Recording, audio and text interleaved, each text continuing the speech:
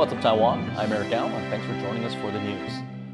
The Secretary General of the ruling Democratic Progressive Party has stepped down as the party faces growing public backlash over the failure of Taiwan's biggest ever recall vote over the weekend. Reese Ayers has been reporting on these recalls, and he joins us now from our Taipei newsroom. First, Reese, what can you tell us about this resignation? Well, Eric, as you said, the Secretary General of the DPP, Lin Youchang, he announced his resignation this morning in a post on Facebook.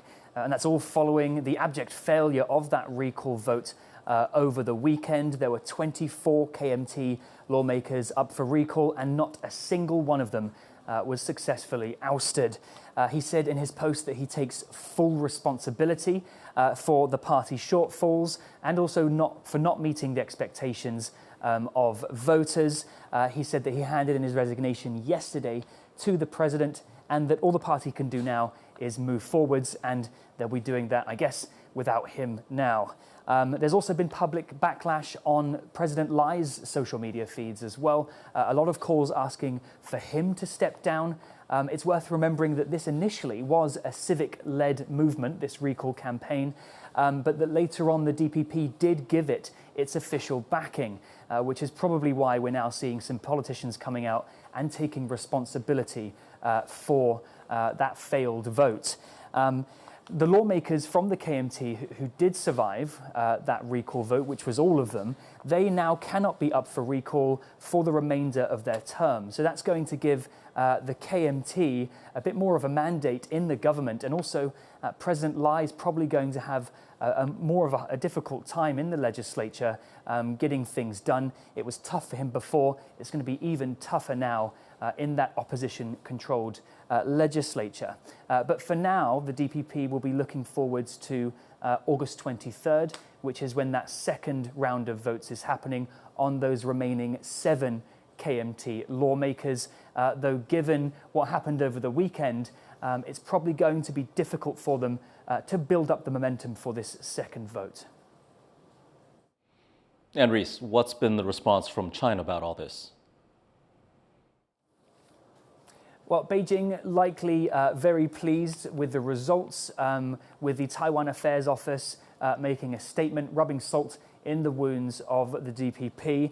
It said that the DPP has spared no means in suppressing its political opponents, accusing them of creating a green terror situation, saying that the results of the vote exposes Taiwan's quote-unquote fake democracy and real dictatorship, and that the result shows that the DPP is fully willing to go against the will of the Taiwanese people. Now, of course, Taiwan's Mainland Affairs Council has snapped back with a post saying that the recall vote actually is an expression of Taiwan's constitutional democracy.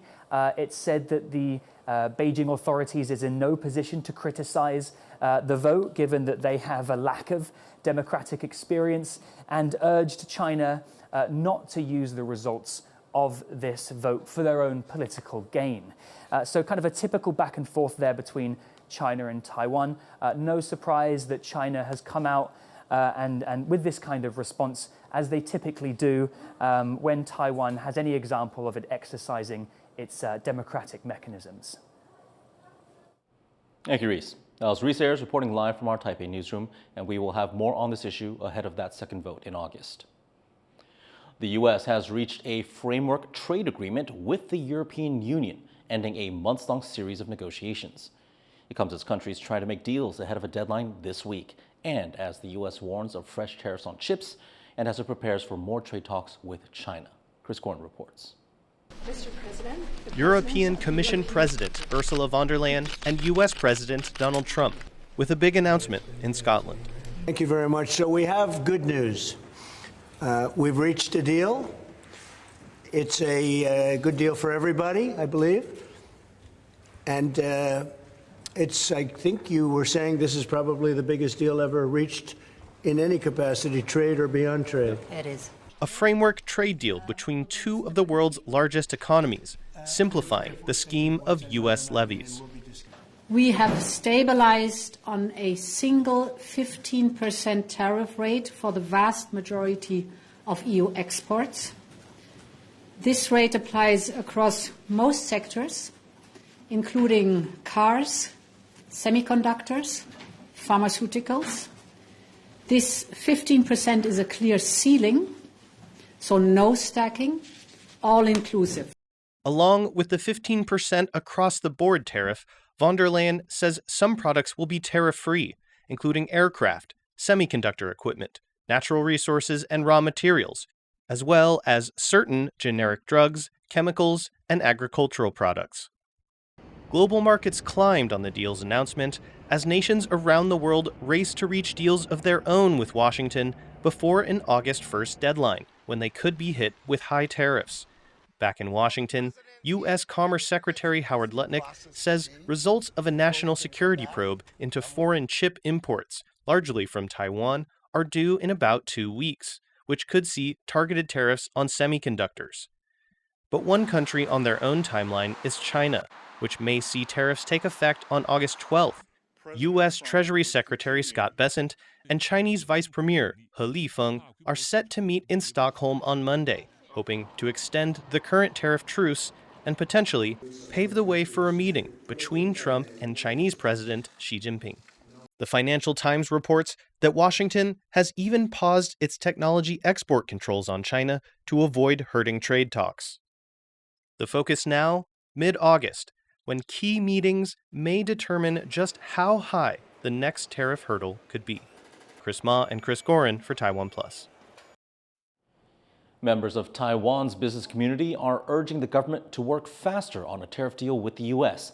as Taiwan's cabinet works to get a lower tariff rate than was proposed in April. Cadence Quaranta reports. As Taiwan continues trying to hammer out a deal with U.S. President Donald Trump on tariffs, some within its business community want the government to hurry up.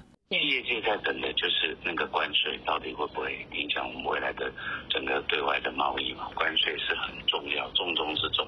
人家为什么美国比如日本、韩国各国都在强调这一块，那我们始终都得不到答案，一直在说这个气氛良好，那应该要有答案了啊。 They want to know the tariff rate as soon as possible so they can prepare.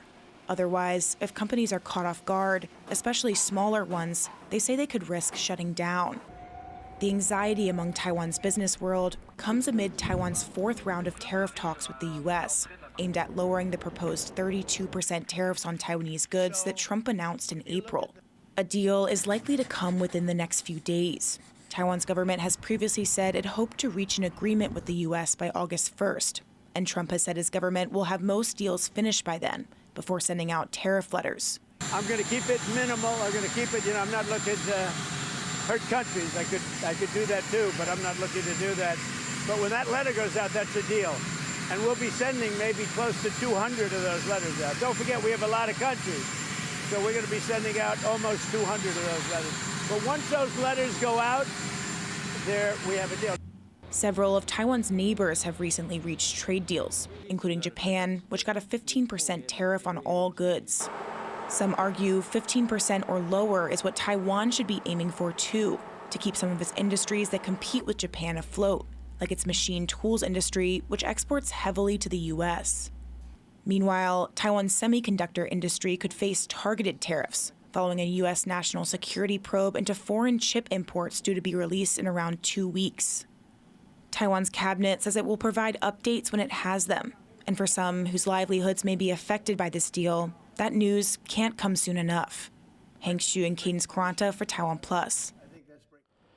Elon Musk says a new $16.5 billion U.S. contract to make chips for his company Tesla has gone to Korean electronics giant Samsung. Musk says that Tesla's AI5 chip will be made by TSMC in Taiwan and in Arizona, while its next generation AI6 chip will be made by Samsung at its new fab in Texas. It's a boost to Samsung's faltering foundry business, which has lost market share to competitors like SK Hynix and TSMC. It also comes as South Korea seeks to reach a trade deal with the U.S. to avoid tariffs that could take effect this week. Samsung shares were up 4% in midday trading on this news. Taiwan's defense minister was at the legislature on Monday morning, fielding questions from lawmakers about the significant number of accidents that happened during the country's largest annual military exercise earlier this month. Ellen Liu has more. Taiwan finished its largest ever Kuang exercise in mid-July. While some praised this year's drills for being more realistic and including less scripted simulations, lawmakers are concerned about the number of accidents that happened. 到演习结束为止，大概发生军车意外事件的部分，在一般民众的感觉，好像发生的蛮频繁的。There were 8 accidents across the country during the 10-day drills, including a crash between a civilian vehicle and a military tank. The defense minister says the military must step up training efforts. 所以要做更多的这些驾驶的安全驾驶技能的磨练，还有实战化的一个磨练，这个应该确实都还要再精进。One legislator suggests that military vehicles be equipped with dash cam to help determine liability if there is an accident. But the defense minister says that could interfere with how vehicles maneuver and hinder soldiers' ability to watch the enemy. 我们应该都有相关的保险的一个机制，那所以都会要经过一些保险事故的调查。那战车上面如果没有行车记录器的时候，那当然也有附近的监视系统啊。Besides accidents, lawmakers are reviewing 5 key areas of this year's Kuang drills: countering gray zone threats, improving combat readiness and deployments, strengthening strategic communications, boosting reserve forces, and building a multifaceted defense system. This year's exercise also used more new weapon systems, such as drones, rocket systems, and anti-armor missiles, to slow down enemy forces. These work as a substitute for personnel. The drills also tested how long it would take to restore combat power after reserve forces were mobilized. And it turns out troops returning to their original units can get back up to speed faster, a direction the military hopes to continue in. Fu Huahong and Ellen Liu for TaiwanPlus. 42 more Abrams battle tanks have arrived in Taiwan, the second batch out of 108 purchased from the U.S. Taiwan received its first batch of 38 vehicles last December. 10 of these underwent live-fire drills earlier this month. Taiwan allocated more than $1.3 billion towards upgrading its aging tank fleet between 2019 and 2030. The final batch of tanks is expected to be delivered by mid-2026. The UK would fight alongside Australia to help Taiwan in a potential Chinese invasion if necessary, the Telegraph reports. British Defense Secretary John Healey spoke to the press after signing a 50-year nuclear submarine treaty with Australia. Healey says the UK and its AUKUS allies, the US and Australia, are committed to deterring threats in the Indo-Pacific. His comments come as Australia hosts its largest joint military exercise, known as Talisman Sabre. This year marks the first time that the UK has sent its largest aircraft carrier strike group to participate. The World University Games has wrapped up in Germany, with Taiwan winning 25 medals and coming in 9th place overall. Playing as Chinese Taipei, athletes from Taiwan are bringing home 5 gold, 13 silver, and 7 bronze medals from the summer edition of the Games. This includes 7 medals in Taekwondo, 6 in badminton, and a first ever gold in men's table tennis. The next edition of the Games will take place in South Korea in 2027. And thanks again for watching What's Up Taiwan. If you want more updates from us, grab our app on your phone. Finally, take a look at the annual Anycom and Games Festival in Hong Kong, where thousands of cosplayers and fans have gathered. I'm Eric Gao. Take care. We'll see you next time.